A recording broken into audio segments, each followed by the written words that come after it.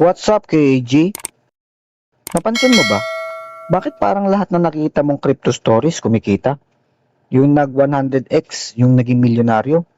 Pero kung ganun kadali, bakit karamihan talo?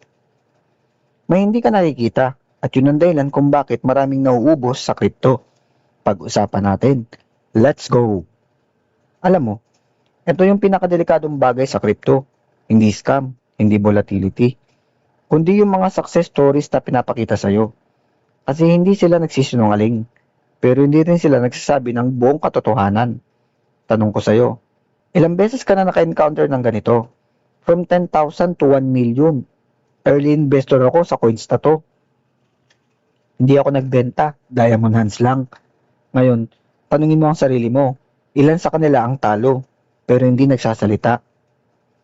What is survivorship bias? Ito yung concept na nakikita mo lang yung mga nananalo, pero invisible yung mga nalugi. Parang ganito yan. Isipin mo may 1,000 na tao na pumasok sa isang coin.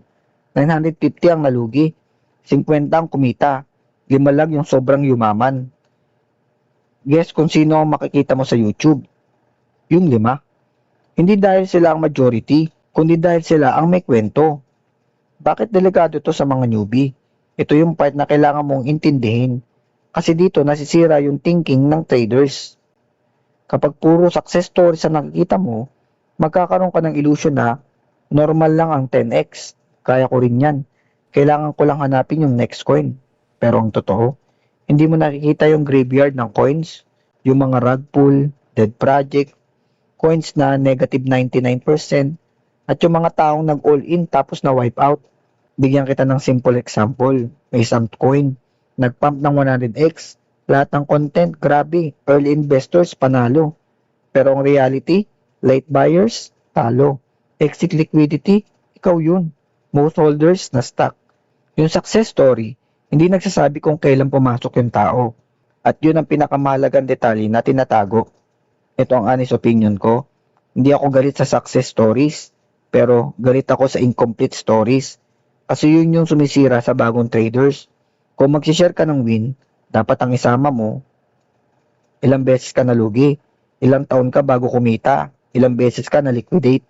Kung hindi, entertainment lang yan, hindi education. Psychology trap. Ito yung mas malalim. Survivorship bias plus emotions equals disaster. Kapag nakakita ka ng success story, naiinggit ka, nagmamadali ka, nagiging reckless ka, at doon ka nagkakamali. Hindi ka na nag-a-analyze, naghahabol ka na lang. Ngayon, ito yung weakness ng idea na to. Kung puro ka lang avoid survivorship bias, pwede ka maging overcautious, hindi na magtitake ng risk, hindi na papasok sa opportunities. At mali din yun. Kasi sa crypto, kailangan mo pa rin ng risk. Ang problema, hindi risk, kundi blind risk. So, anong dapat gawin? Huwag kang ma-impress agad. Tanungin mo, ilang tao ang natalo dito? Hanapin mo yung data, hindi yung story. I-check mo yung timing, hindi lang yung result. At pinaka-importante, huwag mong gawing blueprint ang exception. Sa trading, may study na nagpapakita na majority ang retail traders natatalo over time. Pero bakit? Feeling mo ang daming panalo. Kasi yung talo, tahimik.